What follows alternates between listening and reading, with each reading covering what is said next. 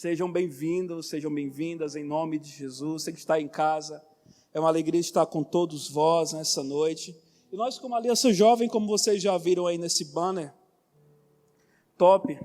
Queria pedir que todos dessem uma salva de palmas para a equipe, o time criativo dessa igreja, também para o nosso time de louvor. São aqueles irmãos que chegam antes, amém? Aqueles que quando nós já chegamos aqui, eles já estavam há um bom tempo, preparando tudo isso. E eu sei que para eles, a chuva, o calor, o vento, o sol, não é desculpa deles estarem numa posição na casa do Senhor. E o nosso coração é grato a vocês, amém? Toda a galera do louvor, Valber, o pessoal que estava na recepção, vocês são parte daquilo que nós estamos fazendo como Aliança Jovem. E nós vamos falar nessa série, estamos começando hoje, né? Vamos todo esse mês de fevereiro com esse título, Desviando os nossos olhos das coisas inúteis. Eu acredito, irmãos, que é uma necessidade que surge para nós, porque sabe, são tantas vozes, na verdade, é tanto barulho, e a gente às vezes não sabe para onde ir, não sabe o que fazer, e a pergunta é: como é que eu faço? As coisas acontecem, eu e você temos problemas, passamos por lutas. Como manter o coração intacto perante tudo isso? Como priorizar o que importa na era da pluralidade, onde todo mundo tem vez, onde todo mundo tem voz, onde tem voz de todos os volumes e de todos os gostos? Como é que eu posso dar valor àquilo que importa? Eu sei que a gente poderia dar várias respostas, e esse mês de fevereiro todo, eu creio que cada um dos homens de Deus que passaram, das mulheres de Deus que passaram nesse altar, vamos dar algumas respostas para vocês, amém? Quem está com sua palavra, com sua Bíblia? Abra comigo lá em Lucas capítulo 7. Esse é um texto que marcou meu coração já há muito tempo. A partir do verso 18, a palavra do Senhor diz assim: os discípulos de João contaram-lhe todas essas coisas. Nesse caso, irmão, João é o João Batista. Chamando dois deles, enviou-os ao Senhor para perguntarem. Escute a pergunta de João: és tu aquele que haveria de vir, ou devemos esperar algum outro? Dirigindo-se a Jesus, aqueles homens disseram: João Batista nos enviou para te perguntarmos: és tu aquele que haveria de vir, ou devemos esperar por algum outro? Naquele momento, Jesus curou muitos que tinham males, doenças graves, espíritos malignos, e concedeu visão a muitos que eram cegos. E então ele respondeu aos mensageiros: voltem e anunciem a João o que vocês viram e ouviram. Os cegos veem, os aleijados andam, os leprosos são purificados, os surdos ouvem, os mortos são ressuscitados e as boas novas são pregadas aos pobres. E feliz ou bem-aventurado é aquele que não se escandaliza por minha causa. Amém, irmãos? Que o Senhor traga convicção dessa palavra ao nosso coração. Eu creio que é algo que nós precisamos cavar um pouco aí, entender. Esse texto, irmãos, já queimou meu coração há muitos anos. Eu lembro que Deus me lembrou muito essa semana, foi a primeira pregação minha numa igreja, foi esse texto, há já uns 7, 8 anos atrás. E o que me chama a atenção na Bíblia como um todo é que ela nunca mascara uma realidade. Já pararam para pensar? Se a Bíblia ela fosse invenção de homens, ou se os homens quisessem dar um tom mais heróico para ela não teria tanta fraqueza de homens de Deus. Ou tantas vezes, irmãos, a gente não entende. Quantos aqui acreditam ou já se sentiram em algum momento da vida que não entendem Deus? Ou é só eu? Às vezes a gente não entende o que Deus faz ou por que Deus faz. Eu estava lembrando de tantos textos. É muito interessante, Jeremias 12, Jeremias fala assim: olha, Deus, eu gostaria de conversar contigo sobre a tua justiça, porque eu acho que ela não é tão boa. Abacuque 1, Abacuque está em crise, porque ele fala: Senhor, por que os babilônios prosperam tanto? Por que esse povo que é tão mau é tão forte e numeroso? Asaf, no Salmo 73, está morrendo e fala assim: Senhor, se o Senhor é o Deus de Israel, por que que o ímpio prospera? Sabe, são perguntas que às vezes a gente nutre no coração. E por que eu falo isso, irmãos? Porque nesse texto, nós temos um pequeno e talvez o último trecho da vida de João Batista. o qual eu creio que pode falar muito ao nosso coração.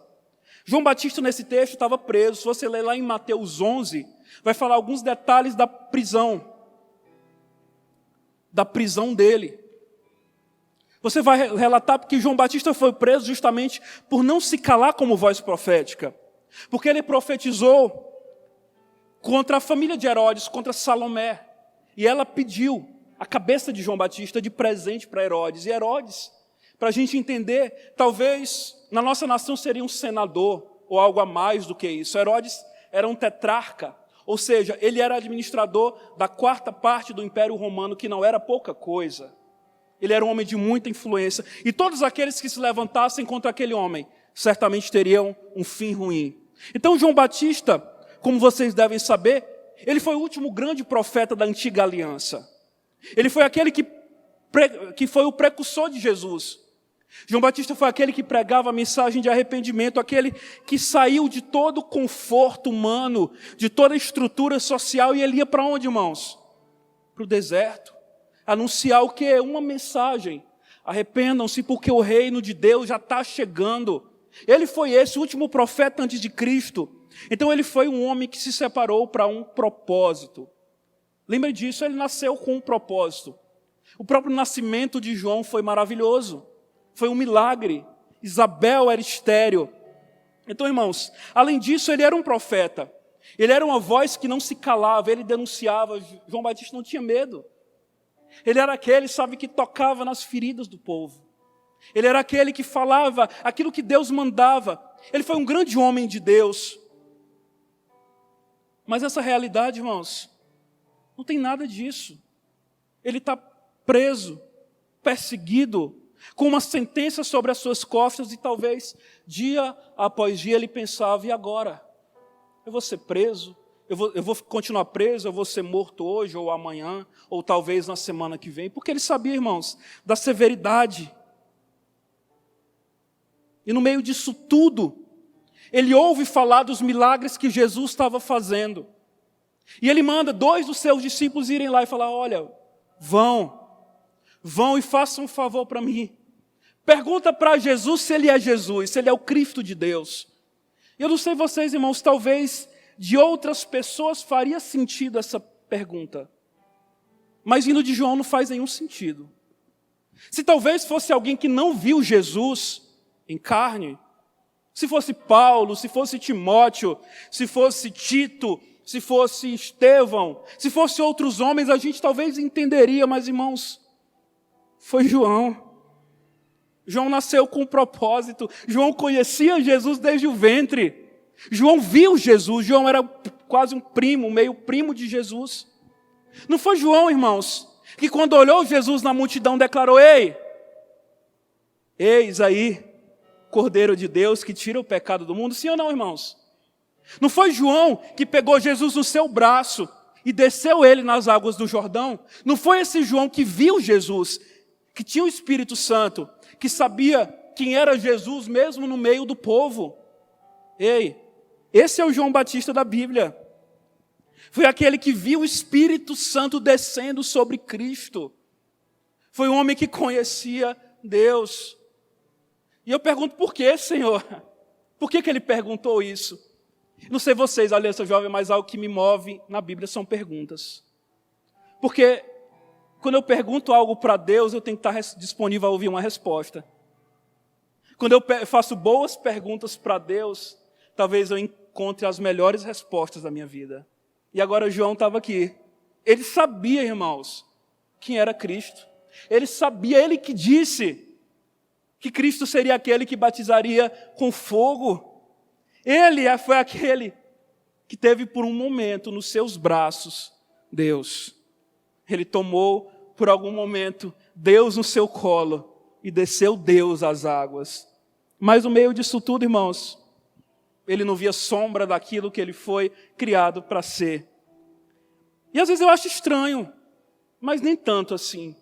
Porque João Batista, muitas vezes, pega o seu dedinho de profeta aí, volte para você. João Batista é o Márcio às vezes.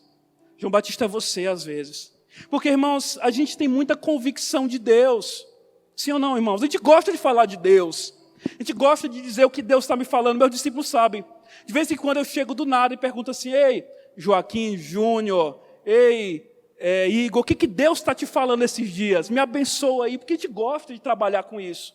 A gente gosta de falar de Deus, mas a gente fala de livros, a gente lê, a gente debate, a gente escuta a última ministração do momento, a gente fica ansioso pelo próximo grande evento, mas irmãos, de repente algumas coisas ruins acontecem. Batalhas, desertos, lutas, e talvez tantas convicções grandes que nós temos de Deus, elas começam a ser colocadas em prova. Eu tenho certeza, irmãos, não foi só eu que já vivi isso.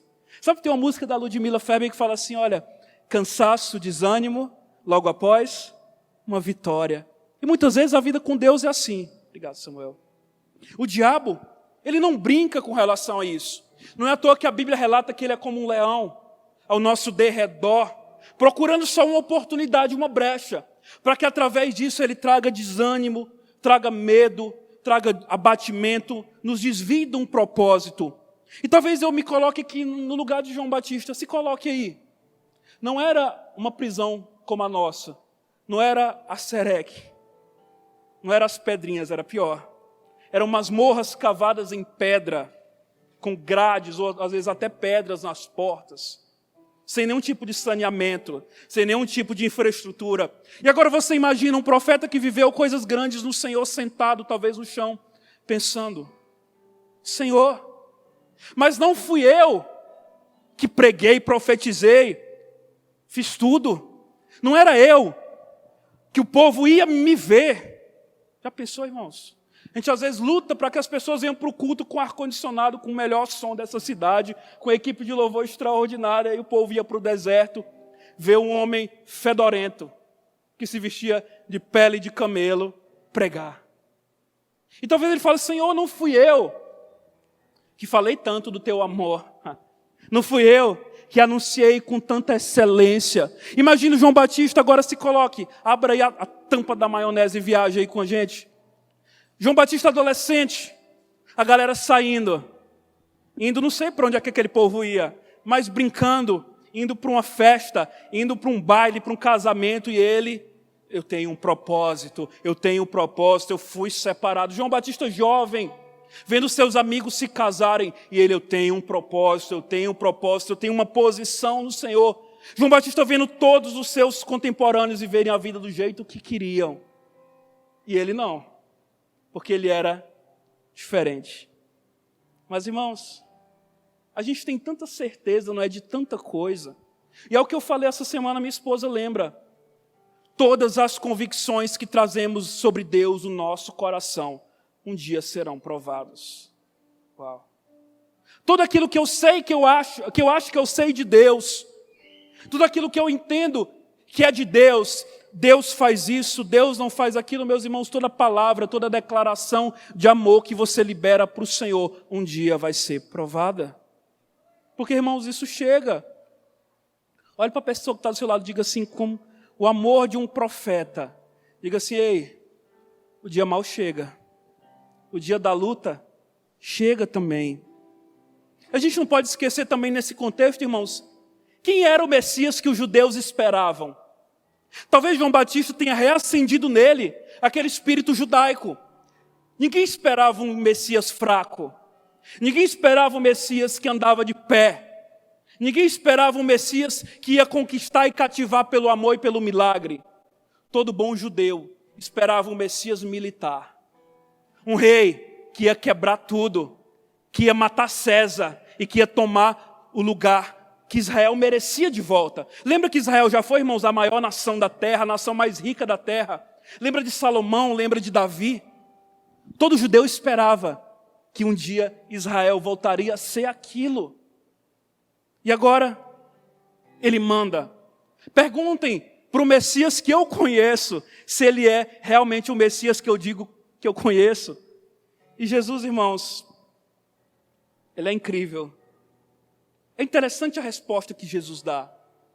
Jesus poderia ter chamado aqueles 2 discípulos e falar assim, galera, senta aí agora, pega aí o seu exemplar da lei de Deus, da Torá, e aqui eu vou explicar para vocês que eu sou aquilo que estão dizendo que eu sou. Jesus poderia dar um mini curso de teologia para eles. Jesus poderia fazer um milagre naquela hora, ali na frente deles. Mas sabe, Jesus não faz nada disso. Jesus ele simplesmente diz, olha, os mancos estão andando, os cegos estão vendo, os leprosos estão sendo purificados. É interessante que na hora que ele fala do pobre, né, a gente imagina o pobre vai ser rico. Ele não, fala assim, aos pobres é pregado o reino de Deus. E bem-aventurado é aquele que não se escandaliza por minha causa. Meus irmãos, Jesus não explica, ele se mostra. Jesus ele não dá razões, ele fala daquilo que ele está fazendo. E é interessante isso, né, irmãos? Jesus fala que bem-aventurado, feliz é todo aquele que não se escandaliza por amor a ele. E eu fiquei me perguntando, Senhor, o que é me escandalizar por causa do teu amor, por causa de ti? Porque talvez, irmãos, a gente está acumulando tanta coisa na nossa vida, ou a gente está colocando Deus em tantas caixas e fórmulas, que isso rouba um lugar de confiança dele na nossa vida. Eu me escandalizo de Deus quando talvez eu dependa do modo que Deus me responda para eu avaliar se eu vou continuar confiando nesse Deus. Irmãos, eu tenho convicção que todos nós aqui já fomos alvos do milagre do Senhor em algum momento. Ele nos salvou, Ele nos amou, Ele nos deu casamento, Ele nos restaurou, Ele nos tirou do monturo e hoje nos faz assentar com príncipes. Ele é isso tudo. Mas sabe, irmãos, tem coisas na nossa vida que a gente acha que sabe e às vezes a gente não vai saber. O nosso coração é enganoso e muitas vezes a gente vai caminhando com Deus com base naquilo que eu vejo, naquilo que eu penso, irmãos. O nome disso é pragmatismo. Esse é um câncer no meio da nossa geração. Eu me mover no Senhor por aquilo que dá certo, meus irmãos. Não se trata daquilo que dá certo, mas se trata de que é certo caminhar ao lado dele. Não se trata de eu avaliar se caminhar ao lado de Jesus é uma escolha benéfica para aquilo que eu quero. Mas é entender, irmãos, que a única escolha que temos é essa.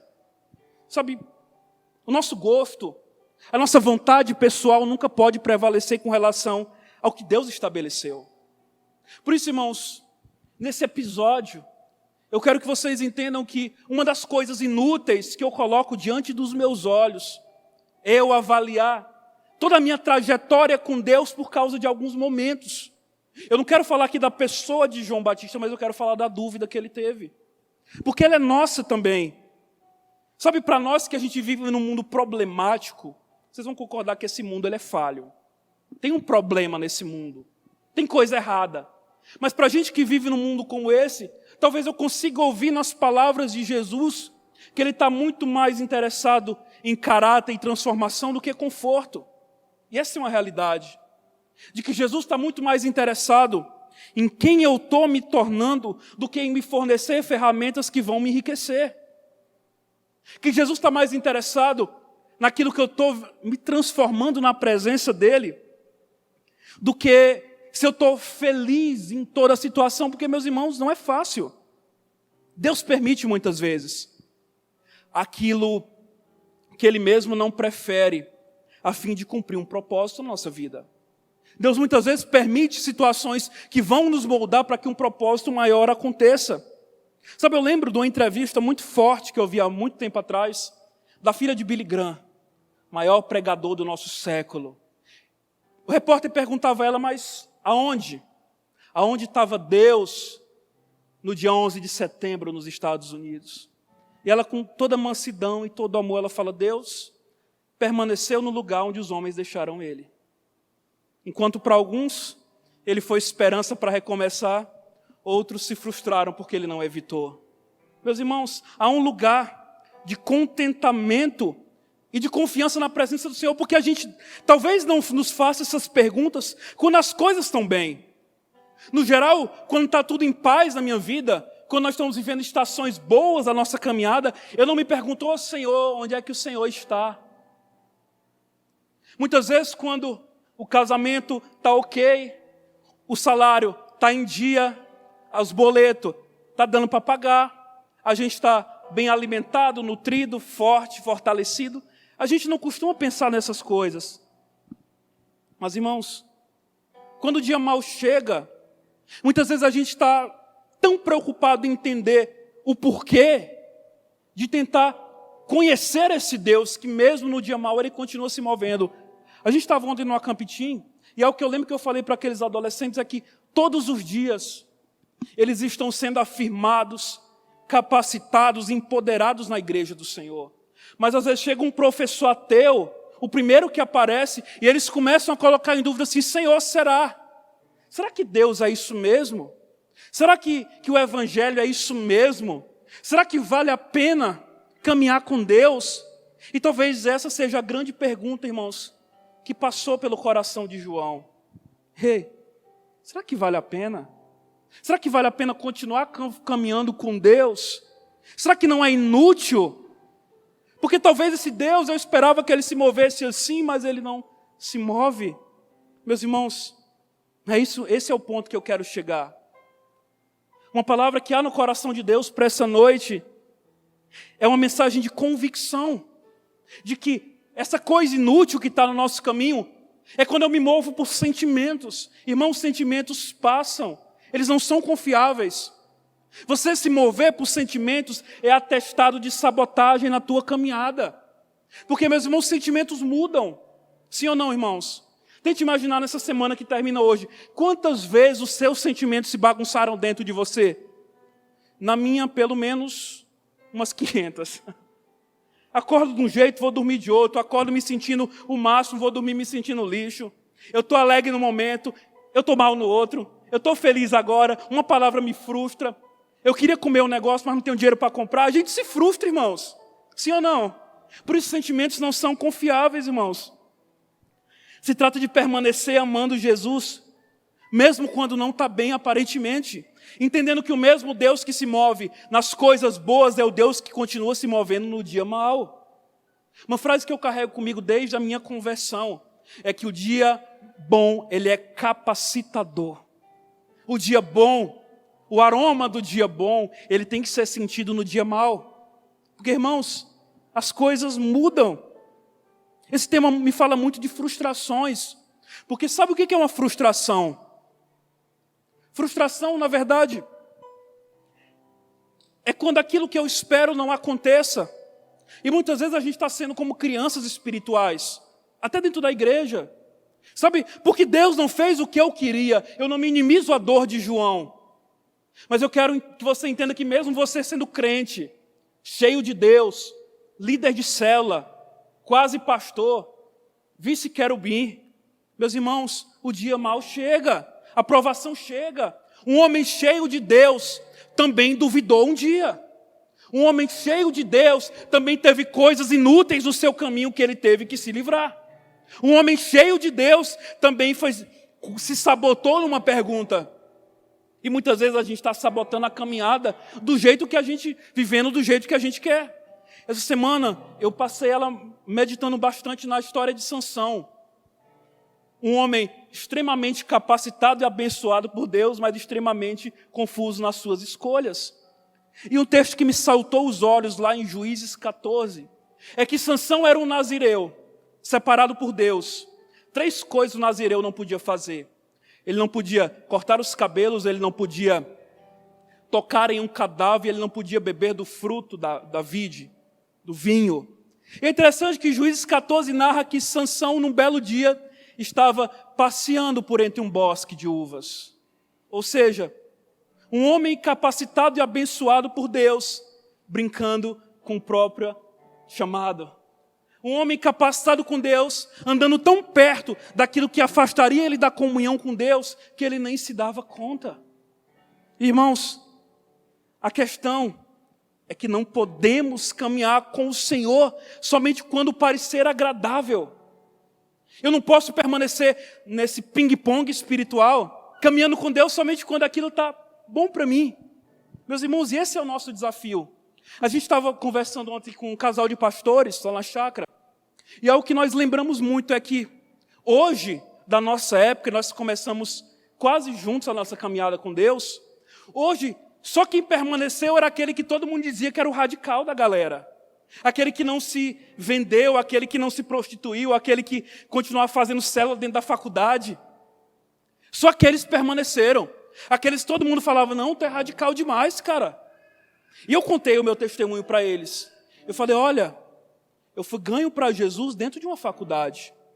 E infelizmente, passaram-se 4, 5 anos da minha turma e nenhum colega da minha turma me evangelizou. Sabe quem me evangelizou, irmãos? Colegas de outra turma. Foi eles que me chamaram. Nem, irmãos, a forma de evangelismo mais fácil de todas, qual é? Bora para o culto? Essa é a forma mais fácil. O pastor faz o resto. Você chama, se a pessoa vier, o pastor faz o resto. Mas, irmãos, nem isso. Acredito, nem isso. Porque, irmãos, há um lugar de radicalidade. Se você nunca foi chamado de radical, tem um problema.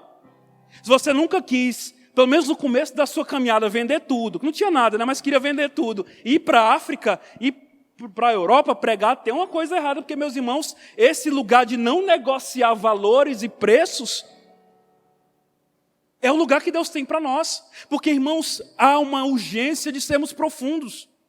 Sabe, é pegar o que a gente está recebendo todo sábado, todo domingo, todo dia de célula, e entender que isso precisa ter um peso de uma âncora na minha caminhada, que vai me fazer permanecer no dia mau.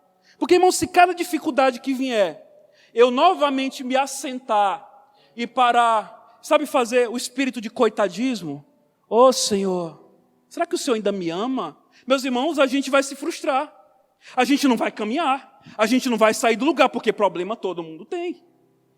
Olha para a pessoa que está do seu lado e diga assim, olha, a diferença entre nós, a diferença entre as pessoas, é que uns sofrem mais do que os outros. Mas todo mundo sofre, irmãos. Todo mundo tem problema. Todo mundo passa por luta.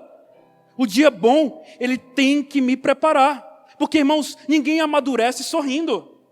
Ninguém cresce sorrindo. Deus sabe, irmãos. E eu entendo que há no coração de Deus, sim, um zelo, um desejo de ver seu povo bem. O nosso Deus é um Deus de plenitude. A bênção do Senhor, como a palavra do Senhor diz, é aquela que nos enriquece, não nos acrescenta dores. Eu tenho convicção disso. Mas, irmãos, Deus sabe. Deus é tão sábio que Ele sabe que nós não cresceremos no meio de facilidade. Porque aqueles que acham que caminhar com o Senhor é passear no bosque, tocando flauta, cantando e dançando, meus irmãos, a gente caminha um passo e se frustra, porque tem dor. E o nosso segredo, a beleza do Evangelho, é que nem Jesus foi poupado disso. Isso é maravilhoso, porque eu consigo confiar num Deus que não somente me manda, mas um Deus que sofre comigo. Eu consigo confiar em Jesus a partir do momento que Ele não é só aquele que tem mandamentos para mim, mas aquele que sangrou por mim. Irmãos, é extraordinário entender que a nossa fé, o tipo de fé que Jesus quer que nós tenhamos, não é aquela fé que nega realidades. Olha, eu vou fingir que esse problema não existe. Meus irmãos, não resolve nada. Eu vou fingir que o dia mau não é tão mau assim. Jesus nunca fez isso.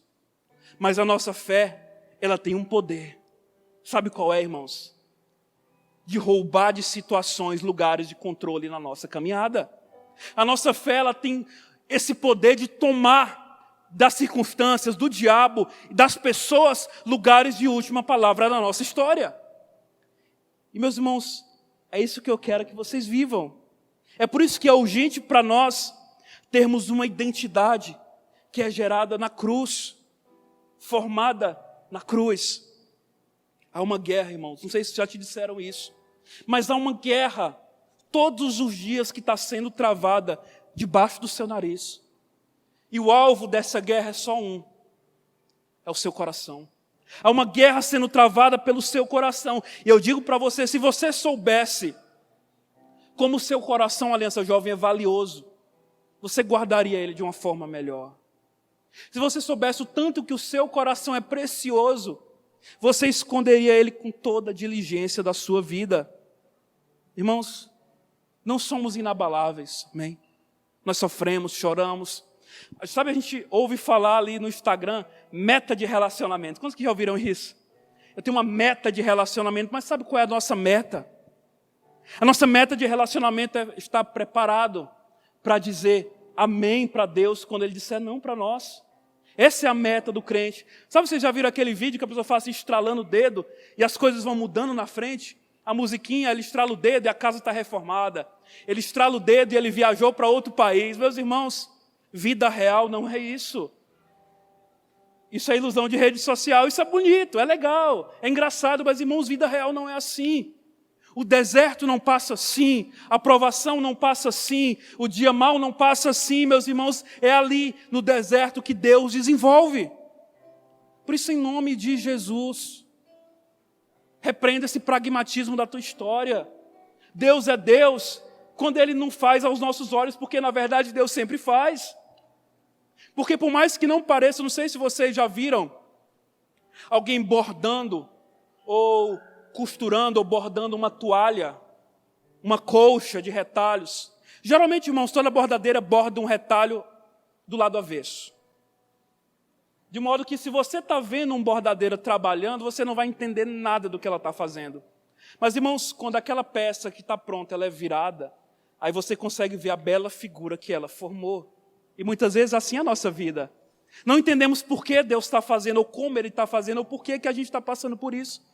Mas, irmãos, entenda que Deus, Ele é aquele que sempre opera. Mesmo quando eu não vejo, mesmo quando eu não contemplo, mesmo quando parece que está longe. Lembre daquilo que eu falei, irmãos. Toda convicção que eu nutro na presença do Senhor, um dia ela vai ser provada. Toda palavra que eu libero para Deus, um dia ela vai ser provada. Situações, elas vão nos provar. Pessoas, eles vão nos provar. O dia mal chega e ele com certeza chega. Mas sabe, irmãos, tem uma oração que eu gosto de fazer, algo que eu gosto de declarar. Eu falo assim: Senhor, eu não sei se esse dia vai ser bom ou vai ser mal, mas que o Senhor esteja nele, que aí eu sei que vai ser bom. Que talvez as situações vão vir, mas, irmãos, maturidade nos faz entender que a nossa maior derrota talvez seja parar na última vitória. João Batista foi assim. Sabe, imaturo é aquele que para na última vitória, sendo que é para continuar caminhando. Maturidade me faz entender que não há nenhuma situação que Deus não possa reverter. Maturidade me faz entender que o mesmo Deus que operou no passado é o Deus que continua operando hoje. Maturidade me faz entender que por mais que a gente esteja cansado, eu não posso parar de caminhar. De que eu já caminhei bastante e tem uma história na minha frente, irmãos. Deixa eu te dizer algo. Só escreve uma história ao lado do Senhor quem ousa permanecer. Só escreve uma história ao lado de Jesus quem ousa permanecer. Porque eu lembro dos amigos que caminharam, que começaram a caminhada comigo. Era muita gente, irmãos. E parece que a galera do 880, quem não virou pastor se desviou. A galera era essa. Eu lembro de tanta gente especial que começou caminhando ao nosso lado. Tanta gente boa, tanta gente que um dia liberou canções de amor ao Senhor, tantas pessoas que um dia subiram no altar como esse e declararam: Senhor, se não for para viver na tua presença, me mata. Mas, irmãos, pararam por circunstâncias, pararam porque deixaram de amar o Senhor. Talvez naquela resposta de Jesus para João, nas entrelinhas haja algo assim, como se Jesus falasse: Ei, João, eu sei que está difícil. Ei, João, eu sei que eu vou morrer como tu vai morrer. Mas eu quero te dizer algo: o reino do Senhor, ele não para. O reino do Senhor está em movimento. Meus irmãos, não avalie a sua obediência pelos resultados dela. Amém? Nunca. Obedeça a Deus, porque Ele é Deus. E aí tem tantos bônus na nossa caminhada. Amigos, família, prosperidade, alegria, uma casa, uma família para pertencer, e tudo isso nós temos vivido hoje, amém? Eu tenho vivido isso.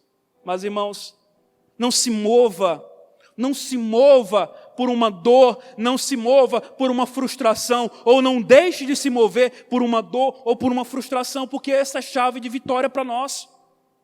Essas coisas inúteis que nós temos que tirar dos nossos olhos, irmãos, muitas vezes é caminhar pelo que sente. Quem caminha pelo que sente, irmãos, anda com um atestado de óbito debaixo do braço. Quem caminha pelo que sente, irmãos, vai parar um dia, porque a gente não sente. Quantos aqui, sejam sinceros, sentem vontade de orar todos os dias? Nem eu, levanta a minha mão, irmãos. Quantos aqui sentem vontade de evangelizar todos os dias? Irmãos, a gente não sente. Quantos aqui sentem vontade de ler a Bíblia, de ir para o seu secreto? Irmãos, tem dia que o negócio flui, sim ou não? A gente vai para um lugar secreto, a gente ora, chora, deita no chão, rodopia, rola, planta bananeira, faz tudo. Mas, irmãos, tem dia que não vem nada. Tem dia que a gente ora bem a hora, a única coisa que sente é sede, é fome depois. Tem dia que a gente jejua o dia todo e não sente nem aquela quebradinha da asa do crente, aquele arrupio, não sente, irmãos. Por isso que a gente precisa ser sincero diante do Senhor. Caminhar com Deus é mais do que sentir. Caminhar com Deus é mais do que me mover quando eu tenho vontade, porque, irmãos, aquele que só caminha por vontade, ou vai produzir muito pouco, ou não vai produzir nada. Não está no nosso DNA é pecaminoso, irmãos. Aqui dentro pulsa carne ainda. E sabe qual é o segredo, irmãos? É fazer sem sentir. Não está sentindo, irmãos? Continua fazendo. Não faça porque sente, continua fazendo até sentir. Não está querendo, vai. Está frustrado, ora. Está cansado, adora. Adora deitado, eu adoro na minha rede lá em casa, mas adora. Não para, irmãos. Não para porque a gente já caminhou muito. Tem muita coisa inútil que a gente acumula para a nossa caminhada. E se os nossos olhos estiverem nela, eles vão se desviar do Senhor. Tem uma frase, irmãos, de John Bunyan. Quem não leu O Peregrino, faça um favor e leia esse livro. É a minha indicação para vocês nessa noite. O segundo livro mais lido da história depois da Bíblia. E sabe, ali narra as aventuras do cristão, a história do cristão. E tem uma frase que me marcou, eu li há quase 10 anos esse livro. Eu nunca esqueci essa frase. Onde o cristão fala assim, olha, eu carrego no meu peito uma chave chamada promessa. E essa chave eu tenho convicção que vai me fazer entrar em qualquer castelo da dúvida. Há uma chave que Deus entrega para nós e são promessas do Senhor. Meus irmãos, João Batista não viu o restante do ministério de Jesus, mas, irmãos, a gente viu. E talvez a solução para nós, irmãos, eu não tenho nenhuma chave mágica para lhe entregar. Eu não tenho nenhuma solução que vai mudar a sua vida. Sabe qual é a solução? É você fazer aquilo que já sabe. Sabe? Caminhar com Deus. Ver Deus. É isso que precisamos, irmãos. Pastor, qual é a chave para eu permanecer? Veja Deus, permaneça vendo Deus. Porque todo homem que mudou é porque viu Deus. Paulo viu Deus. Estevão viu Deus, Elias viu Deus, João viu Deus, irmãos, a vida deles foi transformada porque eles viram algo. E para nós, irmãos, continua sendo assim, Aliança Jovem. O que me muda é ver Ele, saber permanecer ao lado dEle, sabe aquela obediência que nós ensinamos para uma criança, lê a Bíblia e ora todo dia. Faz aquilo que não quer, não para por aquilo que frustrou. Porque sabe, o evangelho que vai mudar o mundo é o evangelho que primeiro está mudando a gente. O evangelho que vai transformar essa geração é o evangelho que vai me mudar em primeiro lugar. Meus irmãos, acreditem, e aqui eu começo a finalizar. Há um lugar no Senhor de constância para nós. Há um lugar do Senhor onde as inutilidades, elas desviam dos nossos olhos. Eu quero que você faça essa oração durante esse mês. Salmo 119. Versículo 37, Senhor, desvia os meus olhos daquilo que é inútil. Peça para Deus lhe mostrar esses dias o que é inútil na tua caminhada. Talvez um entretenimento, talvez um hobby, talvez uma amizade, talvez o modo que você conduz o seu tempo livre, talvez o seu hobby, talvez aquilo que você faz quando você está com o seu celular na mão. Eu não sei, irmãos, mas há. Mas acredite, as inutilidades dessa vida são reais. E tem um texto que eu quero que projete para nós finalizarmos. Hebreus capítulo 12. Hebreus capítulo 12. A partir do verso 26. Hebreus 12, 26, a palavra do Senhor escreve assim: escute, aquela voz cuja outrora abalou a terra, aquele cuja voz outrora abalou a terra, agora promete, ainda mais uma vez eu abalarei não apenas a terra, mas o céu. As palavras ainda uma vez indicam a remoção do que pode ser abalado, isto é, de coisas criadas de forma que permaneça o que não pode ser abalado. Traduzindo aqui para vocês, irmãos, Jesus promete que tudo aquilo que pode ser abalado vai ser abalado. Talvez esses tempos de pandemia tenham nos mostrado como nunca que isso é verdade. Tantas coisas que nós tentamos agarrar na nossa caminhada foram abaladas. Trabalho, dinheiro, relacionamentos. E Jesus promete, irmãos, e talvez essa é a chave de eu entender o que é inútil na minha caminhada. Tudo que pode ser abalado. Jesus, ele vai lhe mostrar, e não é profecia do agouro, não é praga de pastor não, irmão, mas Jesus um dia ele vai mostrar para todo homem, para todo aquele que quer ver ele, que aquilo que não pode ser abalado é aquilo que vai permanecer até o final. Que o nosso esforço tem que ser para permanecer naquilo que não pode ser abalado. Meus irmãos, talvez a maioria das coisas que nós confiamos, um dia serão abaladas. E o que sobrar disso, irmãos, é o que vai permanecer. É o que sobrar disso. Jesus promete, tudo que pode ser abalado, vai ser abalado. Tudo aquilo que nós temos agarrado pela nossa vida, em algum momento vai ser abalado. Se a nossa dependência, se o nosso tesouro, se o nosso céu estiver em coisas, pode ter certeza, elas serão abaladas. Se estiver em relacionamentos, eles serão abalados. Se estiver no dinheiro, isso vai ser abalado também. Mas acredite, irmãos, acredite. Tem um lugar de constância para nós. Tem um lugar de constância para nós. Está disponível. A porta desse quarto, ela está aberta. Basta a gente ter coragem. Eu queria lhe convidar a orar sobre isso nessa noite. Fique de pé no seu lugar.